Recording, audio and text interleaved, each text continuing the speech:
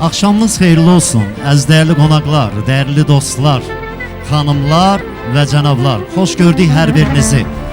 Bəyimizə, gəlinimizə bir ömür boyu xoşbəxt günlər, sevgi, məhəbbət dolu ömürlər, illər arz edirik. Və bu gözəl günə, bu dəyərli gecəmizə dəyər verib gələn bütün qonaqlar, hər birinizə özlərin təşəkkürümüzü, minnətdarlığımızı bildiririk. Xanımlar və bəylər, artıq bəyimizi, gəlinimizi qarşılama zamanıdır. Dəyərli qonaqlar, dəyərli dostlar, gürültülü, möhtəşəm alqışlarınızla. Gönlümü alsaydın